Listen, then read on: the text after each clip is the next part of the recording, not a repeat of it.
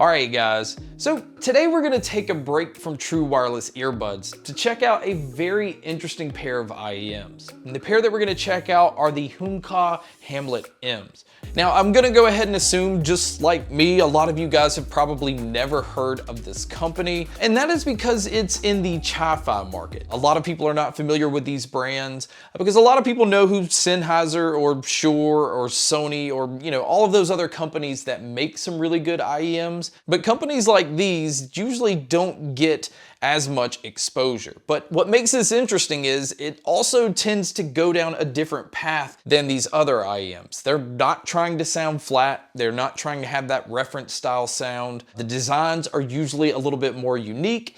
And that's what makes pairs like these, like the Hamlets, stand out a little bit more. So we're gonna talk about all of those things.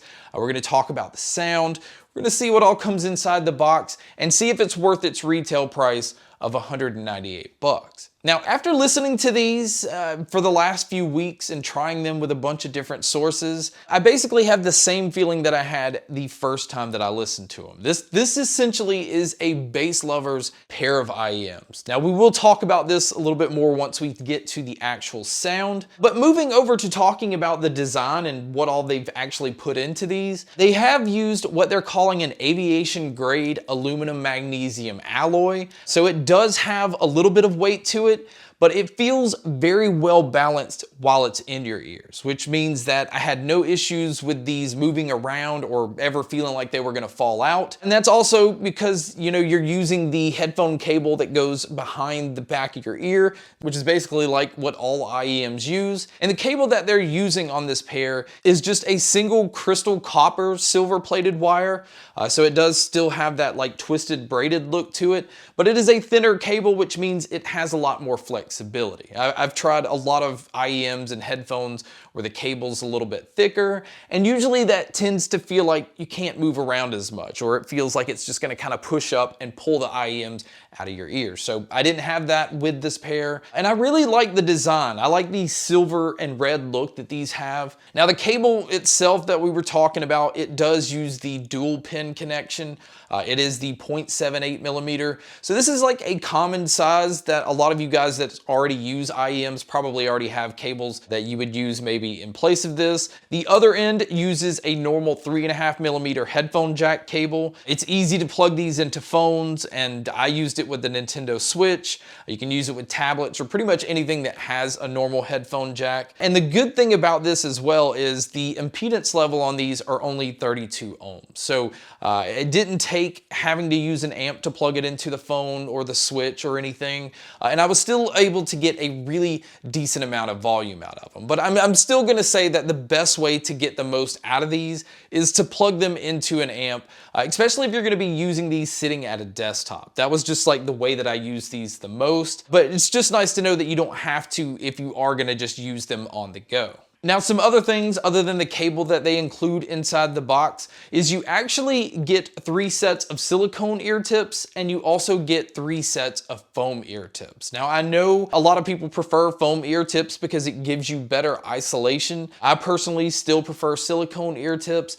So I think it's nice that you get both of those options just right out of the box. And as far as the carrying case that they've included, it's actually this leather hard case. It's a pretty decent size, so I don't really think it's made to be pocketable, but it's made to be, if you're gonna throw them in your bag, that you have a nice storage place for the IEMs and also for the other ear tips. You also get a cleaning cloth that you can keep in there and a little brush so that you can always make sure your drivers aren't getting blocked. Now, speaking of the drivers, they decided to go with a self-designed 10 millimeter driver, so it's just a dynamic driver, but it's using a metal diaphragm that's mixed with a gold-plated moving voice coil. So it still kind of keeps some of the characteristics of earbuds that use a dynamic driver mixed with a balanced armature driver. Now, the frequency response on these, it's weird because the website says one thing, but the packaging says another. It says that it gets 5 hertz all the way to 28 kilohertz. So I found that it is very good at picking up really low bass tones like that sub bass. And again, I think that's why I consider this a bass lover's pair of IEMs. It just picks up all levels of bass. It just throws it all at you.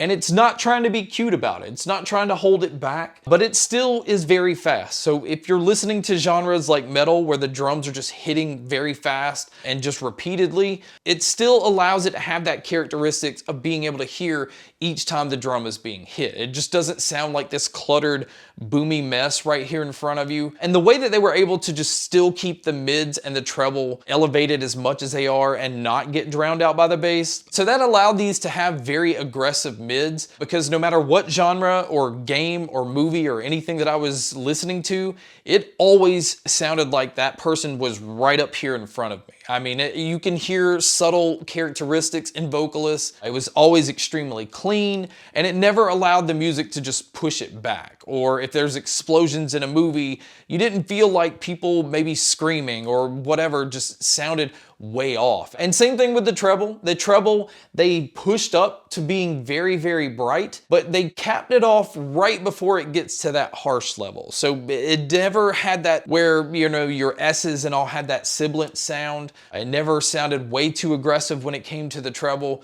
but it's almost as though they knew we're going to give you so much bass that we need to push the treble up as much as we can so that we don't lose details. And I think they just did an excellent job with this. But I will say having a very aggressive sound signature like this does somewhat affect the soundstage and the sound imaging. I have heard many other IEMs that sound a lot more open than these, and although I still feel like these left you feeling like you're in a large room, it just didn't give you that like concert hall open sound. And I've heard that with a lot of other IEMs, so that's one area where I feel like it kind of closes it in a little bit.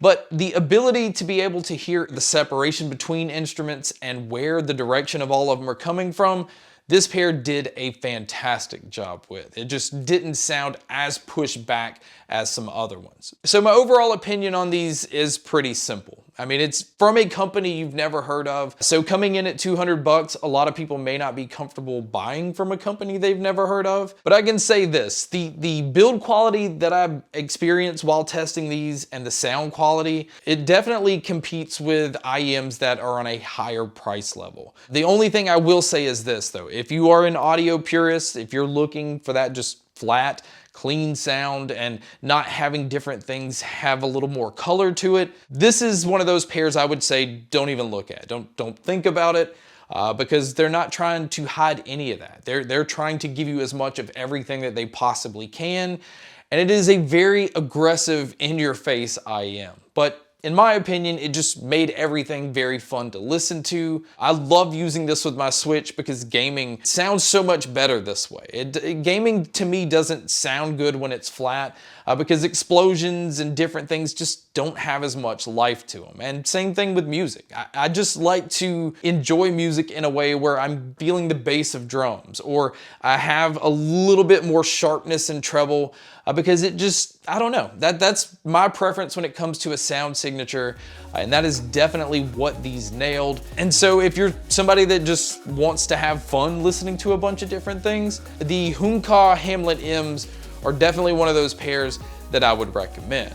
But guys, that wraps up my video on these. Thank you so much for checking out this video.